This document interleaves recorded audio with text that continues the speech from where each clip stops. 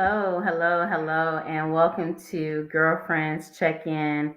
Hey, dear future spouse, we are coming live and direct. We are broadcasting on YouTube as well as Dear Future Spouse, and of course, Dear Future Wives. Hey, girlfriends! I want all my girlfriends to come on in and say hello real quick before we get started. Yes, hey, girlfriends. I missed you guys. I missed you guys. All right. Yes, I see you all coming on in. Hey, Miss Kalisa. Hey, come on in. Say hello to us. Yes, this is Dr. Althea Loss Kimball, and we are in for an absolute treat. I am super excited about our guest. Today we have, well, let me tell y'all, because since y'all coming on in here, I'm going to tell you all how this connection happened, and then I'm going to introduce our special guest. But come on in and say hello. We got some people on from Zimbabwe. Hey, girlfriends. Hey, Miss Aisha. Hey, come on in. Yes. It's so good to see you all. Come on in. We are live on Facebook, Dear Future Spouse, as well as on YouTube and in our Girlfriends Check In group. I'm super, super excited about today. Hey, Markeisha. I missed you guys. Yes. All right. So without further delay, I am just super grateful for our guests that we have coming in today. I'm going to tell you all how this happened. Okay. So y'all know I pray over everything, right? So I'm like, Lord, I'm ministering and I'm talking to, giving my girlfriends all of this great information. But, I'm like, are they tired of hearing my voice? I'm like, Lord, I don't want to become too common to where they're not listening. So I was like, Lord, send me someone. I said, Lord, you know what? We just need a breakthrough. I said, in March, I want to talk about finances. And so while I'm praying, as soon as I'm done, I decide to scroll through Instagram. And so I see this Instagram ad, and it's called, I saw this ad and it said, Hello Breakthrough. So I was like, what? Hello Breakthrough. I just asked God to bless me with someone who can help me, have a breakthrough and someone that could talk about finances. So I went through the page and then, of course, went into her DM. So all DMs are not bad. So hit her up in her DM and was like, yo, I gotta have you on the live. I've got to have you on here for my girlfriends. And, I told her, I said, I've been looking for someone that can help me, with this group, because, it's my goal for all of you to be whole. The Bible says that it is the Lord's will that we prosper and be in health, even as our soul shall prosper. So it was my goal to make sure that we follow that to a T. So I'm super, super excited about today. So without further ado, we're going to have our guests come on into the studio. And we have Miss Angela Brock with Hello Breakthrough. Hey, girlfriends. I'm so excited to be here. Thank you so much for this wonderful welcome and invitation. How y'all doing? How y'all doing? Good, good. So, my name is Angela, and before I dive into how we can break free with our finances, I want to just share a little bit about my journey, who I am. So, I'm in Houston, Texas. I've been born and raised in the South. And I'm going to be honest, y'all, I have struggled. I struggled with my finances forever. I wasn't raised, my parents didn't really talk about money. I knew we were broke, but they didn't talk about money. They didn't help us with budgets. They didn't teach us about finance. And so everything I learned in the school of hard knocks, meaning my car got repossessed. That's how I learned, oh, you better pay this on time. My lights got cut off, whatever the situation it was, that's how I learned. I am the mother, and I've been a single mom of 2 girls, and raised them for the most part by myself. I've been married 3 times, divorced twice. So I like to tell people, I've survived a thing or two, right? I've survived divorce, I've survived poverty, and I've survived every single attack that Satan threw my way. And I want to share those things with you guys. In 2017, my second husband decided that he wanted to do something different. Okay.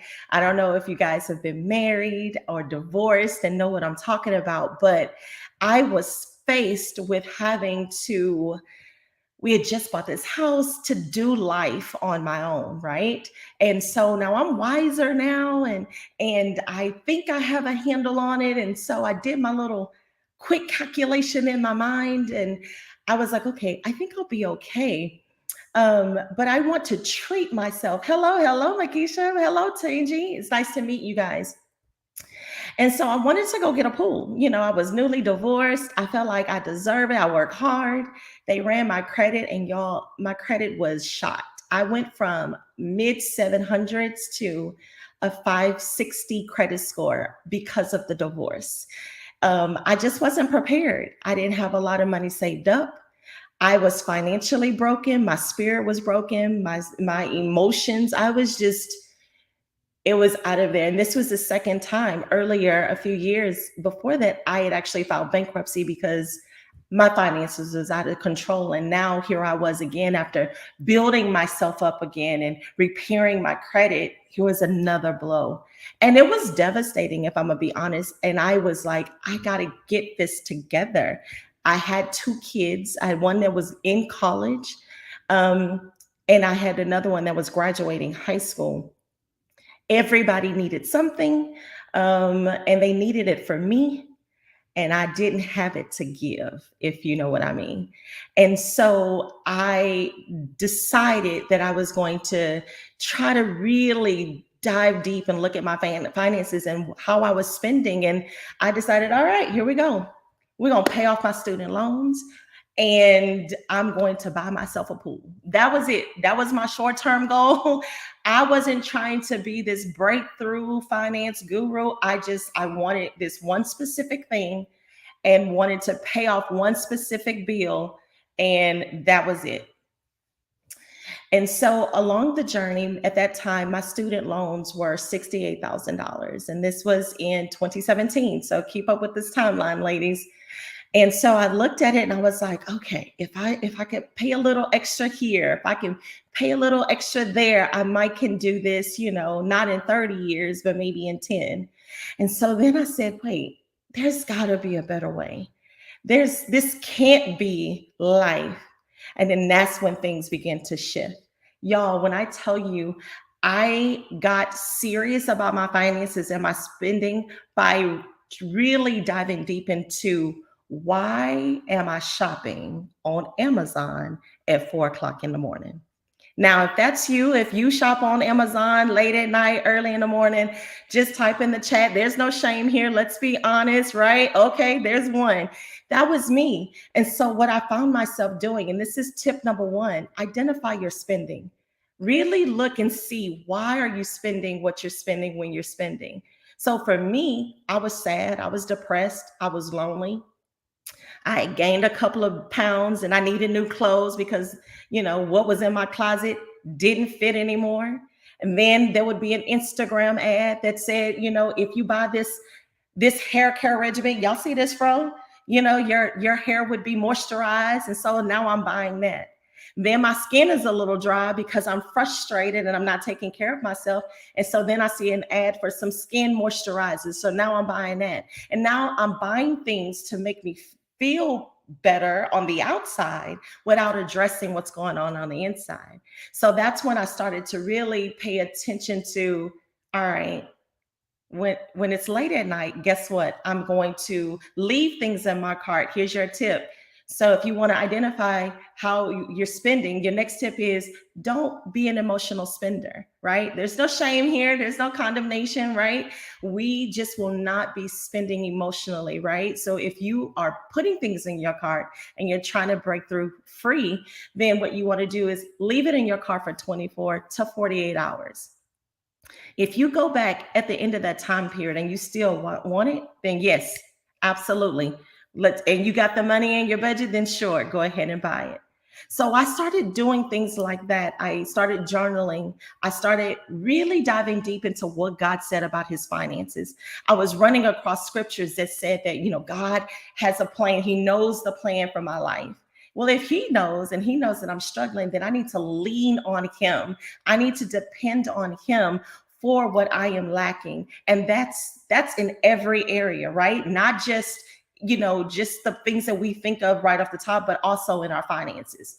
So I started doing that. I started saving, meaning instead of me eating out as much as I was, right? I started cooking at home. I started eating the leftovers. I started something I call a refrigerator clean out before going grocery shopping. There were just some very easy, practical things that I did. I tell people right now, the quickest way to save money is to stop spending it. I'll say that again. The quickest way to save money is to stop spending it. So if you are living paycheck to paycheck and you are, trying to figure out how can I save if I don't make enough money as it is, stop the bleeding. Look at how much money you are spending eating out, shopping, on toiletries, even down to your bills. How much are you paying for your electricity? How much are you paying for cable? How much are you paying for internet? Really audit everything that is going out of your house financially and look at ways that you can trim the fat, right? So I did that and I'm rocking and rolling, y'all. I'm paying down these student loans. Remember, my goal was to get a pool. My goal was not to be financially free. My goal was not to have this big savings account. I was very naive about this process and this journey that I was embarking upon. And then, y'all, let me tell you. So I already told y'all that my credit was jacked up because of this divorce. And every time that he would not pay, we had a car, he wouldn't pay the car note. Guess what happened to my credit that had just built up? It would plummet. That's right? And so I was like, enough. And then the Lord told me to pay off his car. Let me tell you something. When you are trying to break free in one area of your life and you partner with God in that area, he's going to clean up all the other stuff. You're not, even if you don't ask for it, he's going to address it and he's going to break those ties so that when he delivers you from whatever that bondage, you are free. Yes, ma'am. God told me to pay that car off. Y'all, I was sick. Do you hear me? I was sick because at that time I had my own goals. I had my own things that I wanted to do. My own daughter needed a car. But one thing I am going to always do, and that's to be obedient. So the next thing that I would tell you guys on this journey is when you decide to break free financially, spiritually, with a relationship, if you are leaning on the Holy Spirit, no matter what it is, if you know that that's God talking, you be obedient. And I promise you on the other side of that mountain is celebration and a breakthrough for real. So now listen, one thing I'm going to tell y'all, to be quite honest, I'm not going to be out the coin and the blessing. So I needed God to change my heart. I don't hate anybody, but I can tell you, I could have found very different ways to spend that money other than paying off that car. But I did it, and I did it with a cheerful heart. Y'all, that happened on March the 2nd, 2020. Now think back, what happened March of 2020? A global pandemic. Y'all remember that? Y'all remember when COVID first came out? Think back to when that happened. Now, I didn't know that. I'm forging ahead. I'm trying to pay off my debt. I started in 2017. I'm knocking down this student loan debt. And then I'm like, wait, what else can I pay off? So now I'm doing everything on the credit report. This car was one of the last things that I didn't have anything to do with that needed to be done. I did that March the 2nd. COVID hit later on that month, right? Y'all, I can't make this up. I didn't lose my job during COVID. I got a bonus during COVID. I got some random, I kid you not, it was the most random gift financially ever. It was not even on a radar. It wasn't even something that I was looking for. It was a blessing. And I know for sure that it was tied to my obedience, right? The next thing I know, I look up and I am making my final payment on my student loan, $68,000 in 16 months, right? That's what I was able to do. But hold on, y'all. That wasn't it. God wasn't done. He allowed me, with the savings and the things that I was doing, he allowed me to be able to buy my daughter a car, cash. He allowed me to help pay off the rest of my debt. And then my new husband, this good husband, y'all, the Lord bless me. Let me tell you about that. I'll share that with you. I got married in the middle of a pandemic. Now that'll preach. We'll come on right back through there, because remember what I told you. When you partner with God in one area and you're obedient, he will clean up all the other stuff. So the breakthrough wasn't just in my finances, okay? The breakthrough was in my spiritual, it was in my mental, it was in my emotional. God restored, redeemed, and replaced every single thing that I lost, down to the penny. All right, let me get back to my good story. So I pay off my student loans, I pay off all my debt. It was a total of over $83,000. Remember, at the beginning of this story, I told you my plan was to do what? Get a pool? Pay off my student loans to get a pool. Remember that? That was my plan. God's plan, Jeremiah 29:12 says, for I know the plans that I have for you. When we started this in 2017, I had no idea that, one, I would meet my husband the same year. My good husband, you hear me? The third one, right? So let me just pause real quick. Listen, I don't know who's in the audience, but I can tell you, I never wanted to get married again. I had been married twice. I had been divorced twice. I was good. But God had something else for me. I had told God, I had almost partnered with Satan. And if I would have kept on that track, I would have missed out on the best thing that has ever graced my life. So let me just, if you are here and you're looking for your spouse, if you've been through some stuff, let me tell you, I am on the other side of that mountain. And again, when you partner with God in one area, you will find breakthrough in all the other areas. Now, let me get on back to this financial story. So I paid off everything. Y'all, now I'm debt free. Like, I don't owe nobody except for the mortgage company. That's it. I don't have any debt. And all of this was in a global pandemic. That is the best testimony that I can tell you. And so then I was like, wait, if I can do this, while I was going through all of this, I said, well, let me just see if this will work with other people. So the next thing that I will tell you as a tip to financial freedom is finding your community. Now, there's this idea that people will pass around and float around that I'd like to challenge today.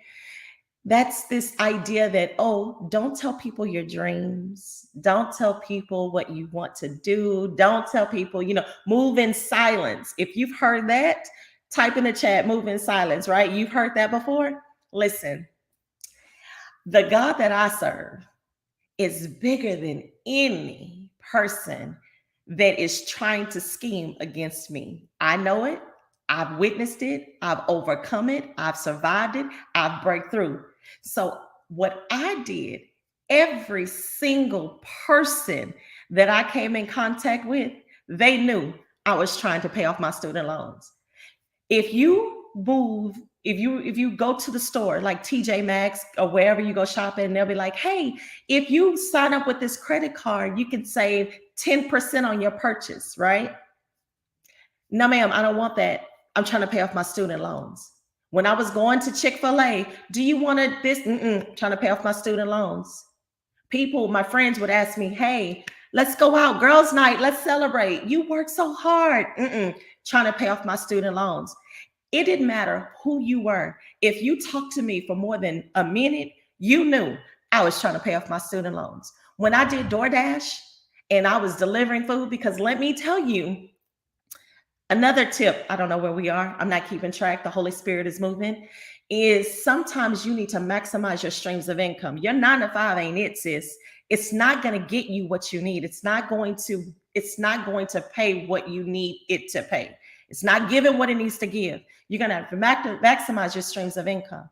So when I was doing DoorDash and Uber Eats, I told the people, hey, thank you so much. You just helped me pay off my student loans. Guess what they did? Gave me extra in my tips.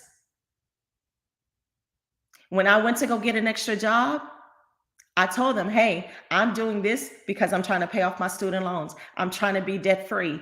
I told everybody because I was partnering with God and I needed community.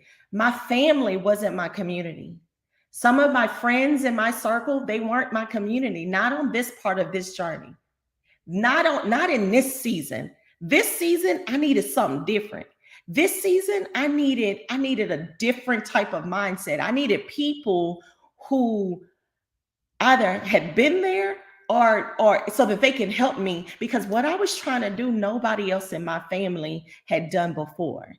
So that's another thing too. If you're trying to break free financially, this idea that debt is just a way of life, let me dispel that. That's not true. Debt doesn't have to be a way of life. That is the way of life that you've chosen for it to be. But I can tell you on the other side of that mountain of debt is freedom. So find you some community, find you people. And if you don't have it, join right now. I'm going to tell you how to become a breakthrough bestie, because that's all we're doing. So when you tell me, hey, I'm trying to pay off, I want to save $10,000 in a year in 12 months. I got you. Let's go. I'm standing in agreement with you right now. It can be done. You know how I know? It's because I did it and I taught other people to do it. And then I started an entire company that was dedicated so that other women could find a breakthrough in their finances. We not living check to check no more. If you don't want to live check to check no more, then your breakthrough right now, I declare that to be the case. You can find breakthrough. So that is what Hello Breakthrough. That's a little bit about my story. I have told you some of the things that I had to overcome. It wasn't easy. Let me tell you right now, becoming debt-free, becoming financially free, it is not easy. It's not. Y'all, there are going to be days where you're going to be like, man, you know what? I'm good. But let me encourage you that everything that you want and everything that you desire, that life, when you think about that life that you want, the life that God desires for us to have, it's going to come with trials and tribulations. That's light work. If you don't push past that, then you won't even appreciate the breakthrough. I promise you, asking and going after this goal and this whatever, listen, when it gets hard, just know that, hey, push harder, keep going, because breakthrough is right on the other side of that thing. So now I'm going to be honest with you. On the other side of that financial freedom, I'm going to tell y'all, I got my pool. I got the pool. It's a blessing. It is. If you follow me on social media, then you've seen it. Every time I go outside, I've had the pool. The pool has been done since October. Every time I walk outside, I cry, because it is a physical manifestation of every prayer that I prayed. It is a representation that God didn't leave me or forsake me. It is a daily reminder that I deserve more. And the minute I shifted my mindset, that's when I felt like I honestly was ready for the breakthrough, the finances, my husband, the savings, the emergency fund, not living check to check, the financial freedom of not having to worry about people calling my phone late at night asking me for money that I don't have. Listen, it's not about the things, right? I never wanted to become financially free to buy stuff. Okay, so the pool, but after that, it was the freedom that now I get to do whatever I want, right? Now, I will tell you, something shifted, right? From the time that I started this journey in 2017 to the times where I almost gave up on this journey in 2018, 2019, 2020, when God told me to pay off his car, so many times, I almost gave up. But I pressed through, I persevered, and now I'm reaping the harvest of those hard seasons. And so I pray that this has blessed you, this has encouraged you.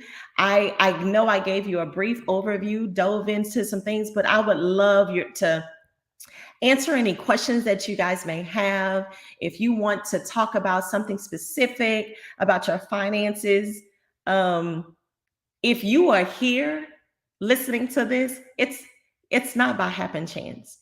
This is your call. This right here, this is your moment. This is your sign. This is your, okay, sis, it's time to get it together. This is that moment. And so it is my prayer that we break through together, right? Not just in our finances, y'all. That's just one area. We breaking through in our mindsets, right? We're breaking through in these limits that we put on ourselves, that we can't have this life. We can't live this life that we really, really want. We're breaking through that.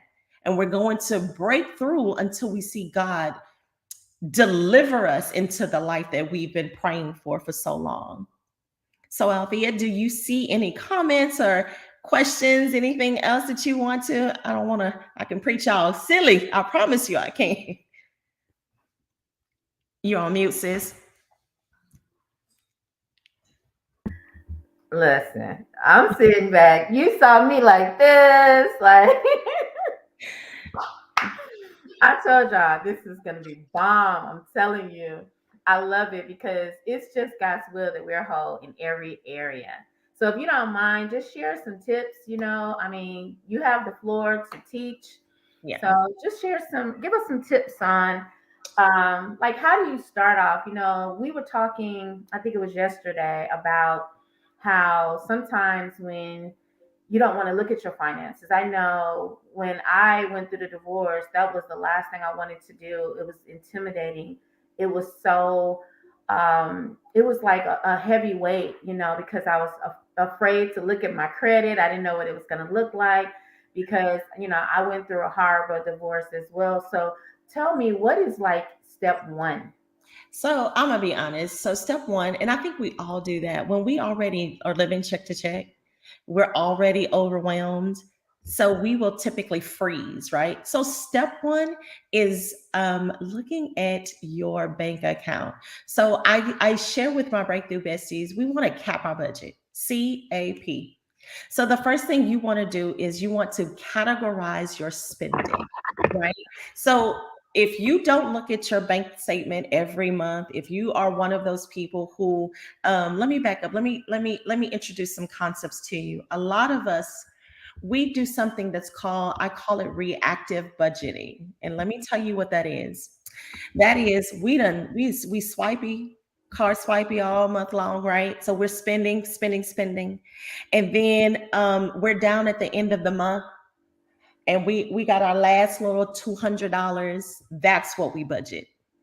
How can I make this last 100, this last $200 last until payday or till the end of the month or till whatever? And so, what I would say, let's shift into something called intentional spending, right? And intentional spending means I give my money will work for me. I'm not working for money. So every dollar that I make, every dollar that I receive, I'm putting that bad boy to work. I intentionally am going to identify how am I going to spend my paycheck this month, right? And so in order to do that, we got to know how are we spending, right? So right now, pull your bank statements, go through them, categorize your spending, identify where you're spending your money, right? That's it. That's your step one. Pull your bank statements from everywhere you spend, pull it, look at it, look at those transactions, and be honest with yourself about your spending. If you are an emotional spender, be honest so that you can attack that, so you can address it, so you can break free. If you are the impulse shopper, be honest. God can't help who you pretend to be. So if you want freedom, let's start with where you really are, and then let's move on. All right, so we're being intentional. We're looking at our bank statements, right? We're categorizing our spending. Now we're going to assess it. Am I spending wisely? Right? Am I spending where I need to be spending? So let's just take grocery shopping, for example. You go grocery shopping on Tuesday, right? Because, that's what you do. You got to pick up some groceries. And then when you leave the grocery store, we stop down at Chick-fil-A and grab something to eat. That kind of stuff is how you derail your budget. So we've categorized our spending. Now we're going to assess it. And now we're going to then move into prioritizing the things that you're supposed to spend, right? So I typically teach a 50-30-20 rule. 50% of your income, the money that you receive from wherever you receive it, goes towards the things that you absolutely need to have to live, right? 30% of your income goes to things that you want. And I tell people because, they think, oh, it should be less. That's not realistic. I will never preach or teach that you can't spend your money. That's not realistic. It's not sustainable. And you won't follow that. So 30% goes to your wants. And then 20% goes to anything like savings, things that you desire to do. So 50-30-20. So now you literally, that's something that you guys can do on your own. So let me recap. Reactive budgeting, we're shifting from I'm going to budget what I have left from after spending. We're going to shift from that to intentional spending, budgeting. And that's where I make a plan every month on how I'm going to spend my paycheck. I know how much I'm getting in. I'm going to make a plan. I'm going to pay these things. This is how I'm going to spend this paycheck.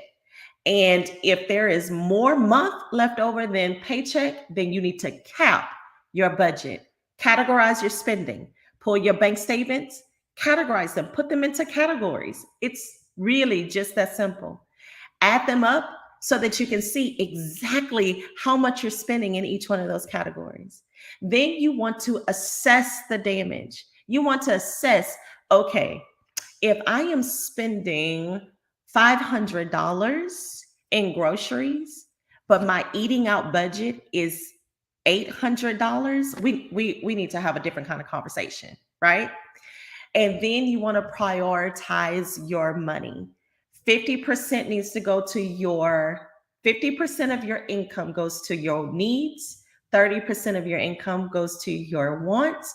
20% of your income goes to your savings. If you want to pay off debt, things like that. In the very beginning, I will just be honest, that savings category may look more like 10% and 40% was wants, or 10% and 60% was needs until you get up enough to be able to save and prioritize properly. So I'm hoping that you guys get, yes, 50 needs, 30 wants, 20.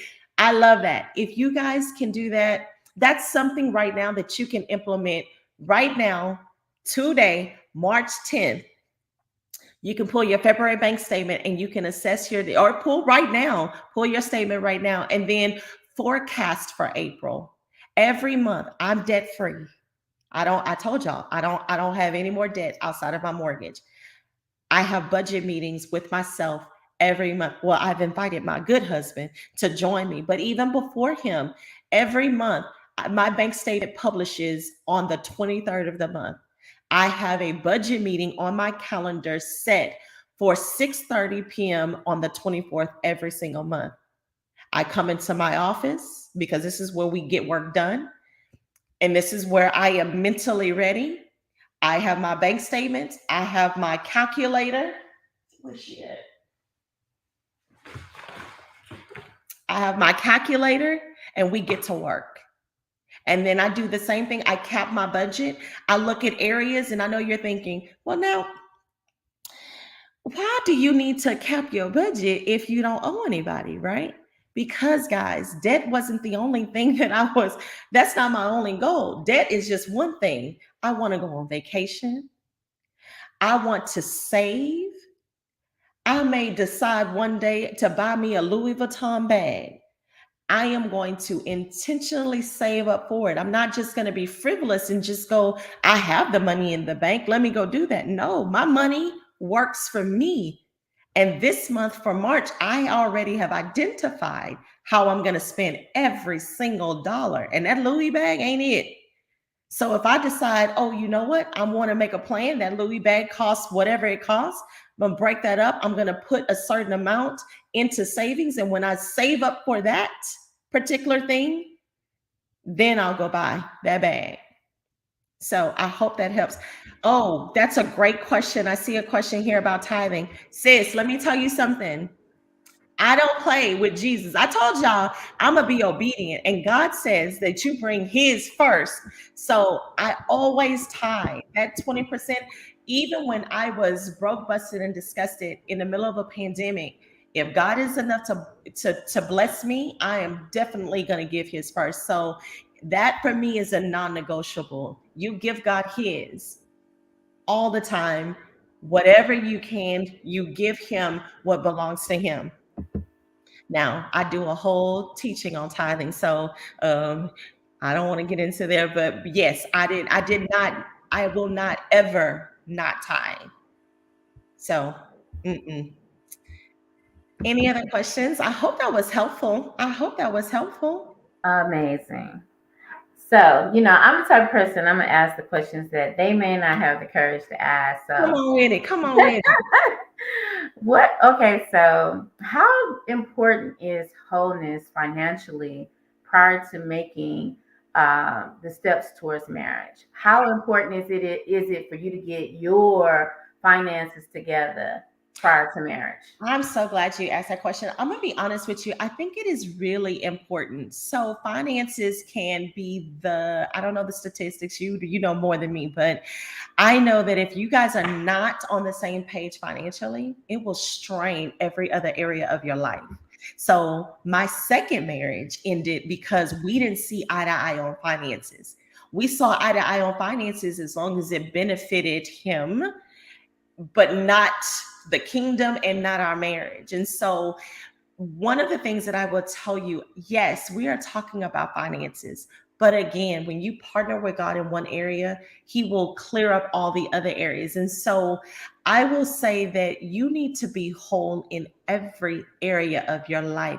Your spiritual life needs to be on point before you make room for someone else. The Bible is very clear. God is a jealous God. He does not want you to put anyone before him.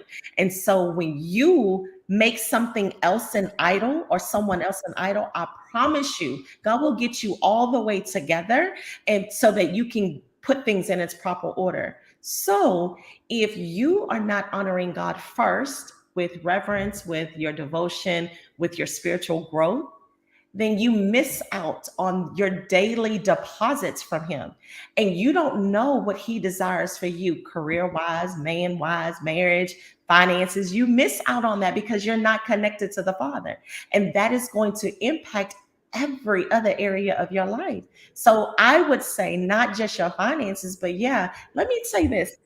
Imagine, if you will, your credit score is 700, 850, and you meet someone and their credit score is 560. Think about the challenges that you guys are going to have financially, right? I think a lot of times we're very clear about the things that we want, right? We want a man that has this. We want a man that is a protector, a provider, and all these things. And just like we want that, we want to put ourselves in a position to be the best representation of a godly woman that God wants us to be. And that is to be financially wise. If we go back to the Bible and, Ruth, we gotta be able to make sure that the Proverbs 31 woman, she managed some things. She managed that coin. She managed her household. And so we're standing along with God's principles. Y'all, you got to get your finances in order, because I'm going to be honest, nobody's coming to save you. That may not be popular preaching. This idea that somebody should meet me where I am and think, yes. But that's coming from a broken mindset. Let him meet you where you are so you guys can grow together. But if you are empty, you can't pour into your husband. If you are struggling financially, you don't have nothing to give to anyone because you are running on fumes. And guess what's going to happen? He's going to be pouring into you, helping you in your situation, helping you out of your situation. And then what? Now he's running on fumes. Now he's whatever. And you're so busy taking because you're in the deficit. You're in the negative. You don't have nothing to give him, the kids, your friends, nobody. That's not God's idea of marriage. That's a broken society. Disney gone wrong. No. If we're walking in this hole, then let's walk into this hole, right? And this does not mean you can't grow together. But if you're dry and your pot is dry, sis, if the shoes were reversed, come on now, let's just be real. So that's what I would say. Get your finances in order. And honestly, it's hard for you to build anything when you are still repairing the brokenness in your own self. So think about the foundation of a household. You need it to be sturdy, and your finances is part of that.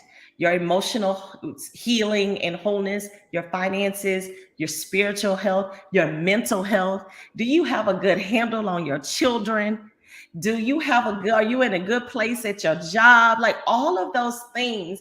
If you are in a season of building, yes, you may meet your husband and things like that. But if you know your finances aren't in order, I would just recommend that you focus on that before making the next step. That's part of preparing yourself and preparing your house. All right, we got a good one. Okay. Oh, so should we not date? So the question is, should we not date if we are unemployed or struggling financially? Oh man, that is a good one. I wouldn't say that you shouldn't date. What I would say is to be clear about where you are. So in this season, when God is doing something with you, right? So sis, let me just encourage you. If you are unemployed, if you are struggling financially, just hold on, be encouraged. It's just for a season. It doesn't matter how long the season is. The Bible promises us that joy comes in the morning. So I do want to encourage you there. And I'm going to say this. I believe wholeheartedly that God has something for you, but be honest about where you are. So if you are unemployed, and you are building a business, if you are unemployed versus you are unemployed and you are broken in your unemployedness, right? So mentally you are sad, you're frustrated, you're angry, you're struggling with the fact that you're unemployed, can't find a job. Is this the best season to build something with someone else? So That's what I would say. I'm not saying close yourself off, because that's not it. What I'm saying is be honest about the season and where you are mentally and financially. And if you are in a place where you can handle somebody else's stuff right now, like if your plate is full, trying to find a job, trying to get back into the workforce, you're falling behind financially, you're doing the best that you can. How much do you have to give to someone else and a new relationship? That would be the question that I would say, that where I would start to assess that. That do you agree? You want to add anything to that, Doctor? Hey, 110%.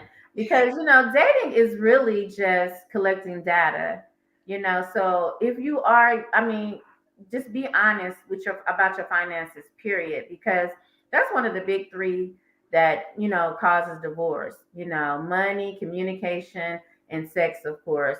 But that money, honey, will have you looking at your honey funny. Okay. So you got to make sure that you all are on one accord. And even if you're not totally on one accord with how you do things, you're gonna have to at least say, okay, I know for like when my first marriage, my ex was not good at managing our finances. He's amazing with other folks. He's actually in banking. Amazing. However, he was not good with ours. So it took some trial and error, and then he submitted, he was like, okay, I'll allow you to do it. So it was overwhelming, trying to take care of everything. So now that I'm like you with my good husband, he was like, hey, I'll take on the finances. I was like, amen, hallelujah. I don't want no more parts of it. So I had to submit to the process and the plan. So even if it's rough at first, you might need to do a little trial and error in your marriage to see who's better at it, but you have to be in agreement. So if you're dating, you're collecting data, and as long as you're open and honest about your finances and where you are, just like my new breakthrough bestie said, you'll be fine, because all you're doing really is collecting data. Just be honest about where you are. And I want to. and be honest that you're not looking. Be honest that you're not looking for someone to save you. Hey, Yes. where I'm at. I'm not looking you to fix this. I'm not looking you to save me. I'm just letting you know this is where I'm at. This is the season I'm at. Because I think that that's clear, and you're right. And it doesn't have to happen at day one. I see there's a question about when do you bring up the topic about finances while dating. I don't have a hard and fast rule. Um, I'm very transparent, as y'all can clearly see. If I told the people down to the TJ Maxx that I'm trying to pay off my student loans, when I met my good husband, I told him he knew where I was. But my approach is always I'm in control of my life. I'm in control of the narrative of my life. I'm very self-aware, and I'm very clear about what it is that I want. And so for me, when you feel comfortable with your story, you will feel comfortable sharing your testimony. So your struggles financially, talking about that, opening up, being transparent, it to me, I think it's people shy away from it when you partner with shame and condemnation. When you are on the road to breakthrough, then you own that piece of your story. And so the way you present it is very different. So for me to be able to say, oh man, I'm in a season of rebuilding my credit. I am working on this plan. I got this find out, that's very different than, man, this dude, I had a divorce and he ruined my credit. Da, da, da. It's two different presentations. When you partner with God on one area of your life, he will fix all the other areas. And so I think that when you own your story and you truly know that it's a part of your journey, then when you get comfortable with somebody, you'll share it. It's not, I don't have don't do it on the first date, do it on the third date. If we're sitting down at the Starbucks, when I met Metro, when we're sitting at the Starbucks for 4 hours chit-chatting about all kinds of stuff, it comes up. but I'm in control. I own my story. I own it. It's a part of it's my testimony. Even when I was going through it, the fact that I was able to make these extra payments, so that you'll know when you feel wise. But I will just say, make sure that you do talk about it when you're dating. I think Do that especially when you're, I think that when you're dating, especially if you're saying, okay, we're committed, we're, this is it, we have DTR, we have defined the relationship, we're planning on being together. You definitely bring up the topic of when you get to that level. For me, I'm kind of like guarded, so I'm not going to give you that on the first, second, or third. I actually teach my children that's a red flag. That's just me though, because we have another good juicy question. Yes, I did ask, what's your credit score on a date? I, I, my story's a little different, and that's for a whole nother topic. I didn't, I didn't ask my current spouse, my good husband, his credit score, because y'all, I wasn't trying to date him in the beginning. Again, that's a whole nother topic. We need to talk about that later. I think when you guys get to the point and you guys are talking about your future, when you have met someone and you have established we are exclusively dating one another with the intent to build and get married, then it's time to go a lot deeper in your conversation. So by this point, you guys have already talked about childhood trauma and issues with parents and siblings and friendships. Now it's time to go into the other uncomfortable conversations, which could be finances, credit score.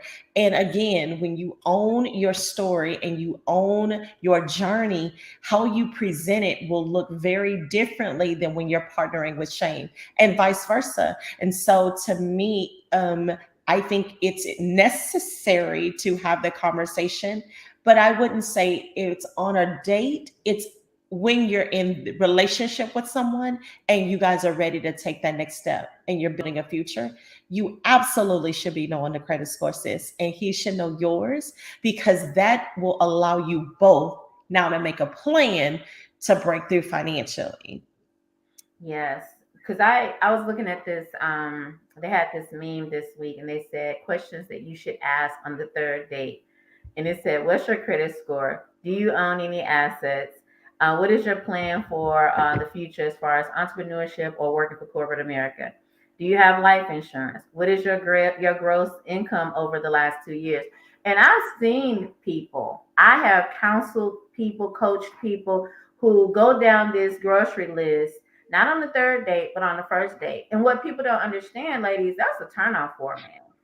Sis, I'm shaking my head. Like, don't ask me none of that. I'm leaving. I'm grabbing my stuff and I'm Ladies, exiting stage left. No, ma'am. What y'all doing is over coffee or over a glass of wine? No, not in a restaurant. We not. No, ma'am. Mm-mm. No, it would be for me too. Yeah, no, I would leave. so it's a no for me, dog. And I promise you, I have 3 sons, and that's red flags That's that I teach them to look for because are you interested in me or are you trying to come up? that part, sis. That You know, part. what are That you trying to part. do? Oh, And we need to do it. We need to do a follow-up live me on too. when you break free financially and you are the not knowing if being able to discern if people are there for you or for what you can provide, girl. Okay. I'm telling you. Yeah. I'm telling you. Because I mean, I teach my sons that. And so, I mean, we've actually had little girls, cannot call them little girls because that's not grown women. My thing is a grown woman, first of all, I can look at certain things and know how your money is and how you roll. My husband, like, he didn't have nothing named when we first got married. He is super, super tight with that money, which is cool, which is good. He lets me flow freely, so with mine. But he is super tight with his. And even when we first started talking, we were dating, we were exclusive. And I remember him calling me one day. He was like, "What's your social?" And I'm like, "Hold up, slow up, sir."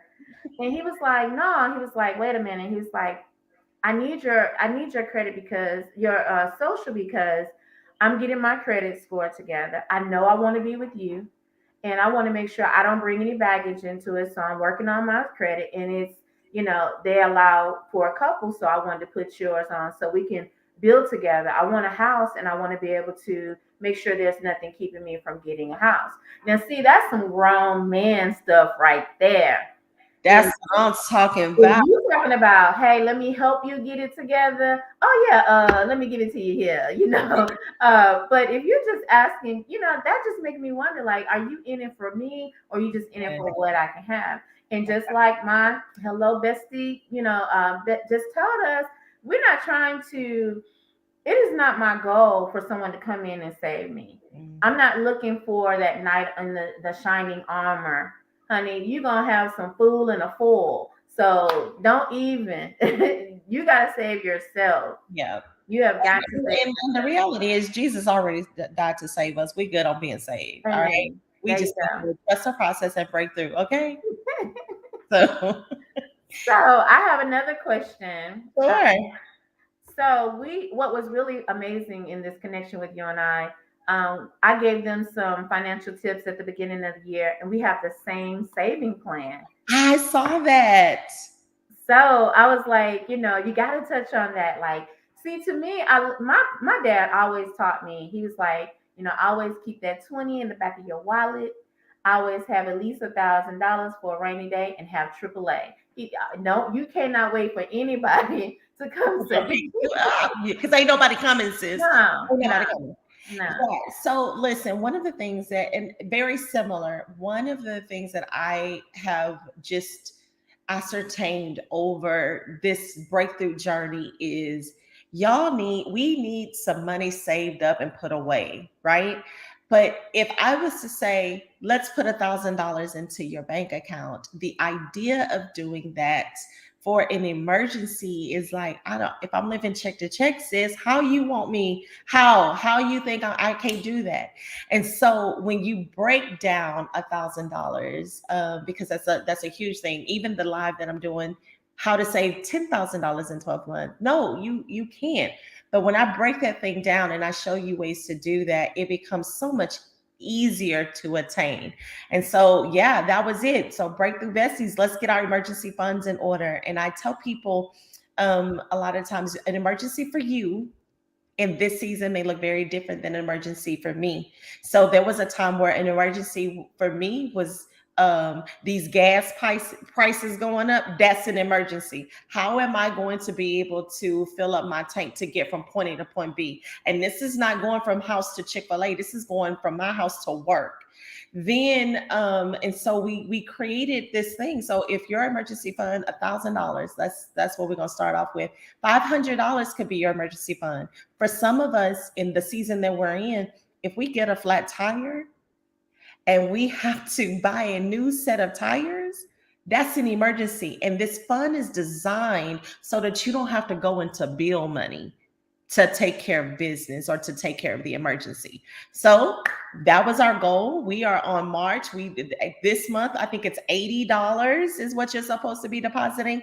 And if you break that down, that's $20 a week, which is less than $5 a day, or $5 Monday through Friday. And if you just transfer that every morning when you wake up, right before you scroll on Instagram, just transfer $5 into your savings. You'll have your $20 a week. You'll have your $80 a month. You may even actually have more. So yeah, that's our goal. We are on track to save $1,000 this month.